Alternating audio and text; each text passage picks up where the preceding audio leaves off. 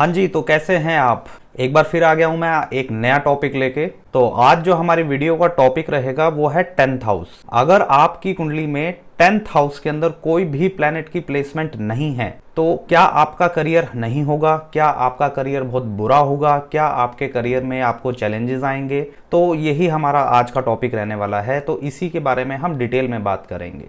ठीक है, तो देखिए सबसे पहले ये क्वेश्चन बहुत ज़्यादा आता है कि हमारी कुंडली के किसी भी हाउस में अगर कोई प्लेनेट नहीं है, फॉर एग्जांपल 11th हाउस होता है हमारे इनकमिंग गेन्स का, 10th हाउस होता है हमारे काम का, हमारे वर्क प्लेस का, 7th हाउस होता है हमारी मैरिज का। अगर इन सभी हाउसेस के अंदर, या 4th हाउस हमारे व्हीकल का, प्रॉपर्टी का, मदर का, ये सारी चीज़ें आती हैं, यहाँ पे किसी भी घर में किसी भी प्लेनेट की प्लेसमेंट नहीं है तो क्या उस घर के जो सिग्निफिकेंस हैं, जो उस घर की चीज़ें हैं, वो भी हमें नहीं मिलेंगी। तो यही एक मेजर क्वेश्चन है जिसको आज हम इस वीडियो के थ्रू मैं आपको बताऊंगा कि आपको उसको किस तरह से लेना है और क्या क्या उसके अंदर आपको पॉसिबिलिटी देखने को मिल सकती है। ठीक है, तो इस वीडियो को आप एंड तक देखते रहिए। बहुत सारी चीज़ें मैं आपको बताऊंगा जिसमें से कुछ मेजर चीज़ें हैं जो आपको पता लगेंगी कि आपकी कुंडली के अगर किसी भी घर में कोई प्लैनेट नहीं है, नंबर तो वहाँ ज़रूर होगा, 1 से लेके 12 तक नंबर आपको ज़रूर मिलेगा, वो राशियों के नंबर होते हैं, एरीज से लेके पाइसिस तक।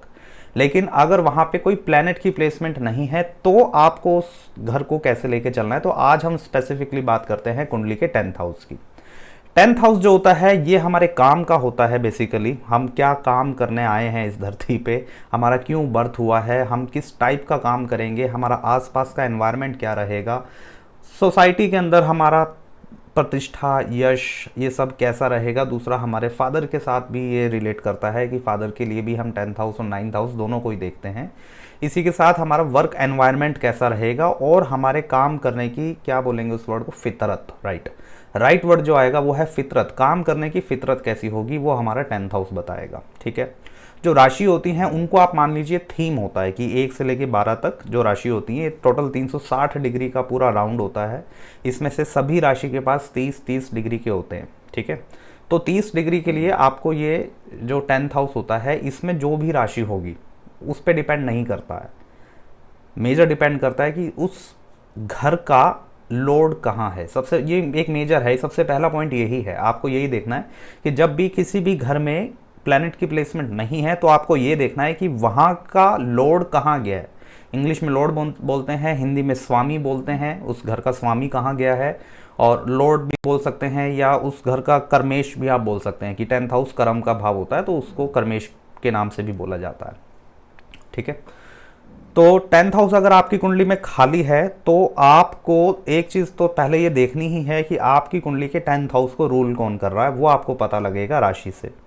जो भी राशि वहाँ पे होगी, फॉर एग्जांपल आपकी मान के चलते हैं सेजिटेरियस लगन है, जिसकी वजह से आपके 10th हाउस के अंदर कन्या राशि आएगी, मतलब वर्गो साइन आएगा, 6 नंबर वहाँ पे लिखा होगा। 6 नंबर के वर्गो साइन के जो लॉर्ड बनते हैं that is Mercury. Now you have to see the placement of Mercury in your complete horoscope.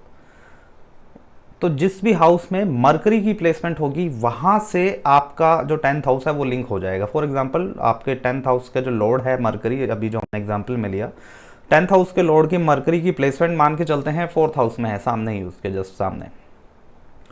तो क्या दिख रहा है कि 10th हाउस कहाँ से आ रहा है, वर्क कहाँ से आ रहा है, किसके थ्रू आ रहा है, वो आ रहा है 4th हाउस की सिग्निफिकेंसेस। 4th हाउस किस चीज़ का है, 4th हाउस है प्रॉपर्टी का, मदर का, व्हीकल का और आपके कंफर्ट का। ये सारी चीज़ें मेजर हम 4th हाउस के अंदर देखते हैं।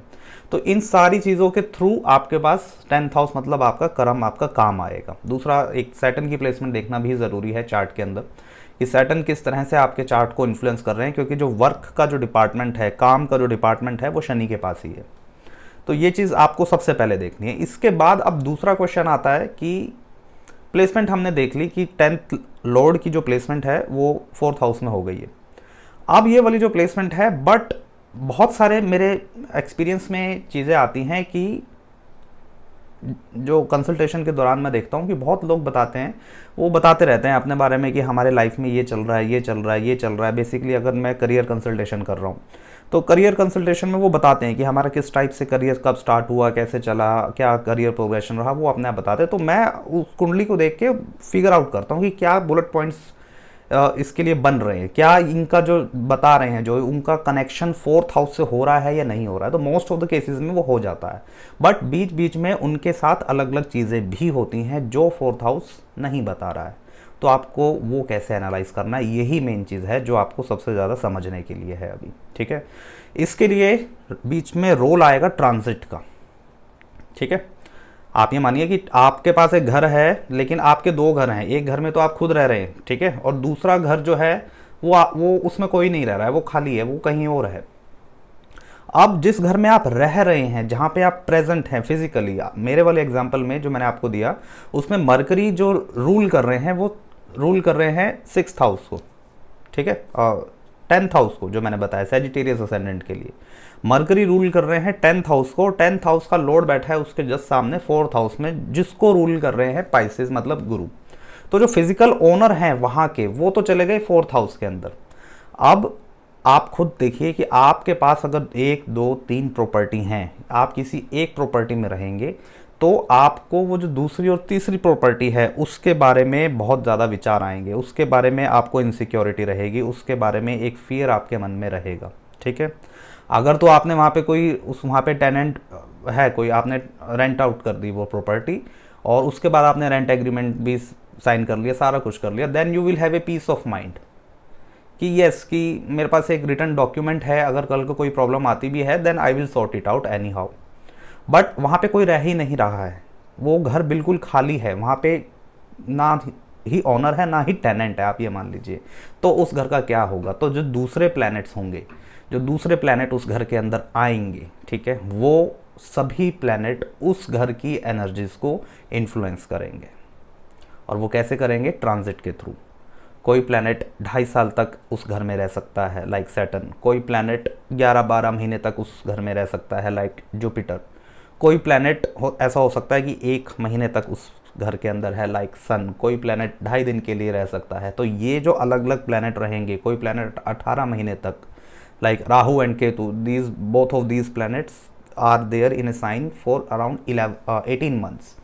तो ये वाले जो प्लैनेट्स अदर प्लैनेट्स हैं अदर देन दी ओनर, वो जब उसको रूल करेंगे तब उस इंसान के करियर में बहुत ज़्यादा चेंजेस देखने को मिलेंगे। नाउ वी हैव टू सी कि वो जो प्लैनेट आ रहा है, क्या वो जो थीम है, मतलब जो राशि मैंने आपको बताई, जो उस पर्टिकुलर घर का थीम है, थीम आपको देखना है कि वहाँ पे राशि क्या है, वो ही आपको थीम बता देगा कि किस थीम पे ये घर चलने वाला है। तो जिस भी प्लैनेट की प्लेसमेंट 10th हाउस के अंदर आएगी तो वो उसको रूल करने लग जाएगा, क्योंकि उसका फिजिकल ओनर वहाँ पे प्रेजेंट ही नहीं है। हालांकि 4th हाउस से उसको देख रहा है, बट फिजिकल ओनर जो है करंटली फिजिकली प्लैनेट जो है वो प्रेजेंट नहीं है। तो दूसरे घर उसकी एनर्जीज को रूल करेंगे 10th हाउस के, और उसका इफेक्ट आपको अपनी लाइफ में देखने को मिलेगा, स्पेशली करियर में। करियर वाला जो पार्ट होगा वहाँ पे देखने को मिलेगा। अगर आप जॉब कर रहे हैं तो भी, अगर आप बिजनेस में हैं तो भी, अगर आप कोई फ्रीलांस काम कर रहे हैं तो भी, और आजकल तो ऑनलाइन काम भी बहुत सारे हैं, किसी भी टाइप का कोई भी काम अगर आप कर रहे हैं तो वो अलग अलग एनर्जीज जब उस हाउस के पास ऑन होंगी तब आपको वो चीज़ें देखने को मिलेंगी।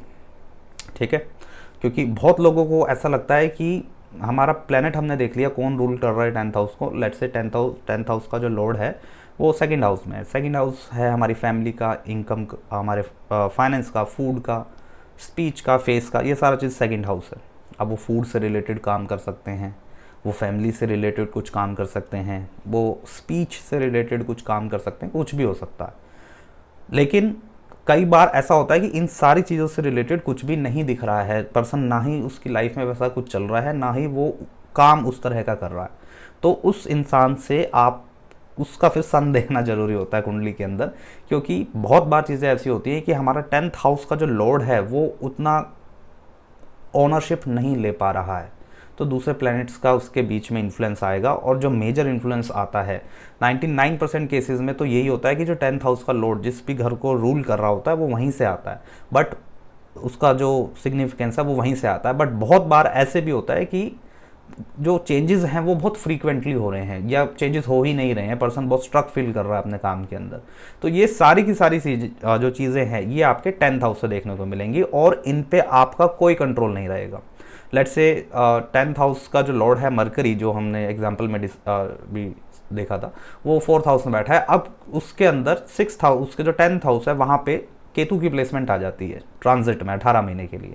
तो जब केतु की प्लेसमेंट ट्रांजिट में आती है तो इसका मतलब पर्सन को ये फीलिंग आने लग जाएगी इंटरनली अपने आप से कि उसको जॉब चेंज करनी चाहिए। He will have A fear of unemployment. उसके मन में अनएम्प्लॉयमेंट का एक बाय डिफॉल्ट एक फियर जनरेट हो जाएगा कि मैं कहीं बेरोज़गार ना हो जाऊं, मैं मेरे को कोई निकाल ना दे, मेरे को कोई फायर ना कर दे, मेरे को कंपनी में से कोई मेरे खिलाफ कुछ वो ना कर दे। तो उसको एक नेचुरली एक फियर आने लग जाता है।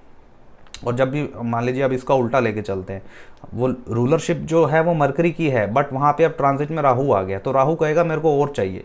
तो पर्सन का जो भी पोजीशन है, जो भी लेवल है अपनी करंट ऑर्गेनाइजेशन में, तो उसको ये लगेगा कि मेरे को अब इससे और ऊपर जाना है। जहाँ पे यहाँ मैं हूँ, यहाँ मैं डिज़र्व नहीं करता हूँ।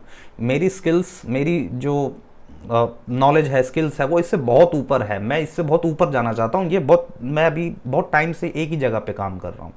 तो पर्सन के मन में यही वाले ख्याल आएंगे कि मेरे को अब इस वाले दायरे से, 10th हाउस का जो दायरा है, वर्क का एक लिमिटेशन का जो दायरा है, क्योंकि नेचुरल रूलर जो है वो शनि बनते हैं। अब यहाँ पे राहु कहेगा कि मेरे को यहाँ पे और ज़्यादा लिमिटलेस बनना है। राहु का नेचर है लिमिटलेस बनना, चीज़ों को एम्पलीफाई करना। इसके लिए पर्सन एफर्ट भी करेगा, मेहनती भी हो जाएगा, अपने परिवार पे ध्यान छोड़ देगा क्योंकि 4th हाउस में केतु चला गया, और अपने वहाँ पे पोजीशन के लिए, हायर पोजीशन के लिए वो पूरा फाइट करेगा। तो ये भी चीज़ें देखी जाती हैं।